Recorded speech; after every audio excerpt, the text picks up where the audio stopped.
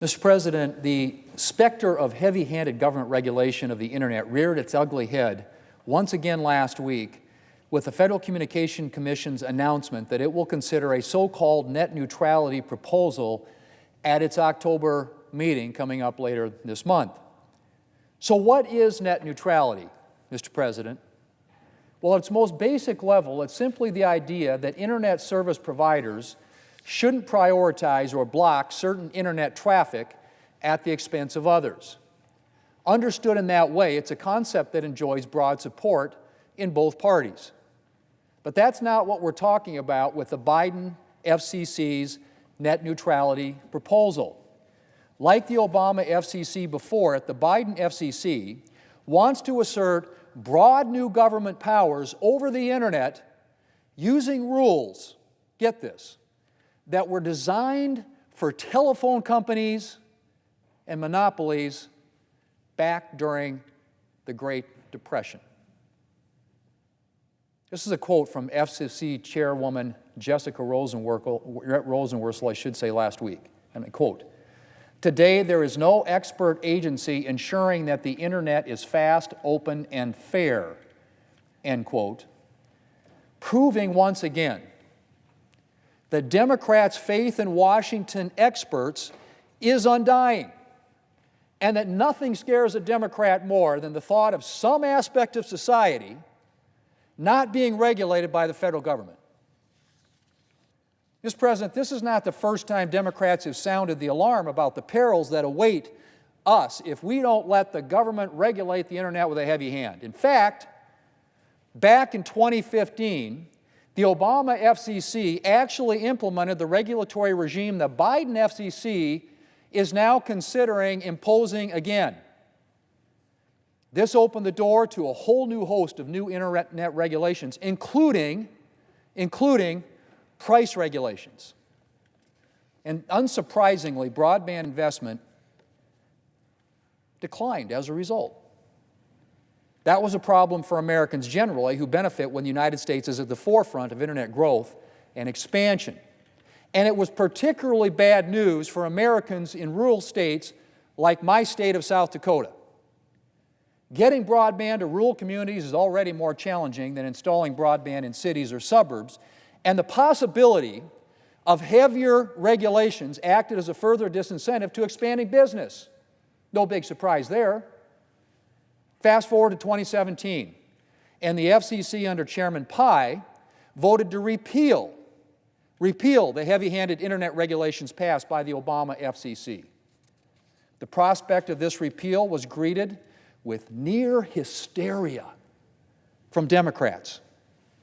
We were told that Internet traffic would slow to a crawl, that innovation would be stifled, that our freedom of speech was threatened, and more. And in the wake of the repeal, none of the things that Democrats predicted came to pass. The Internet as we know it not only survived, it thrived. Innovation flourished. The Internet remained a vehicle for free and open discourse. And Internet speeds not only didn't slow down, they got faster and faster. During the pandemic, despite the explosive growth in Internet usage, American networks had no problem keeping up with demand, delivering the reliable service that Americans have come to expect. Now contrast that with Europe, where Internet regulation is much more heavy-handed, where they struggle to deal with increased Internet usage. In fact, European service providers slowed Internet speeds to maintain connectivity throughout the course of the pandemic. The United States is now a leader in adopting next-generation telecommunications services like 5G, I should say, and advanced Wi-Fi, while Europe struggles to keep pace. But that may not last if the Biden FCC goes ahead with its net neutrality plans.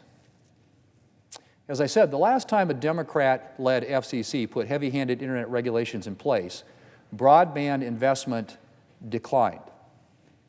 And there's a good reason to believe that the same thing would happen this time.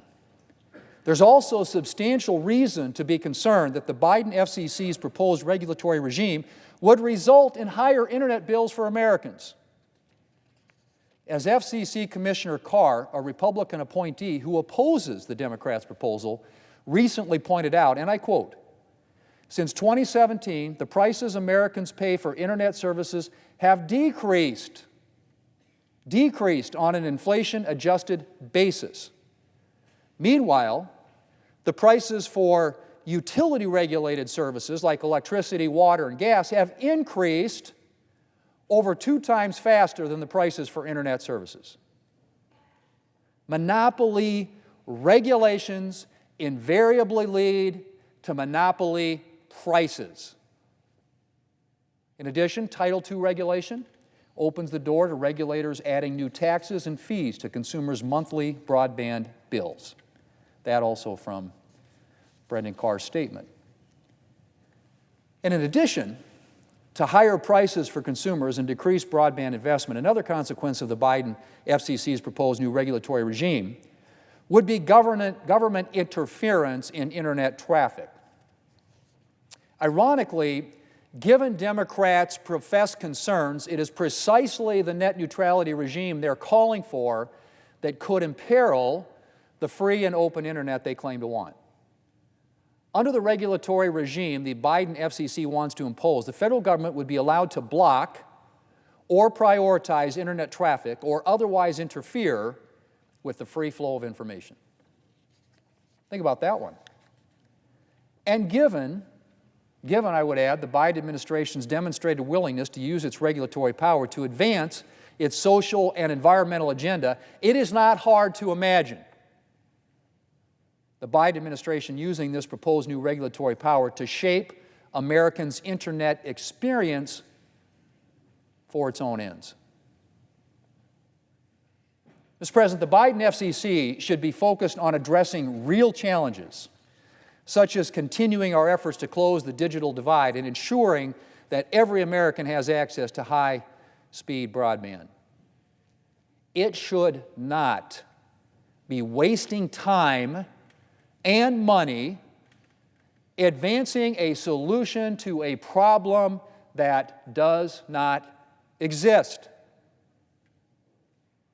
Thanks in substantial part to the light touch regulatory regime currently in place, the internet in the United States is thriving and bringing new benefits to American families and businesses. And if Democrats really want a free and open internet and to keep the U.S. at the forefront of broadband development, they will oppose the Biden FCC's heavy-handed power grab. Mr. President, I yield the floor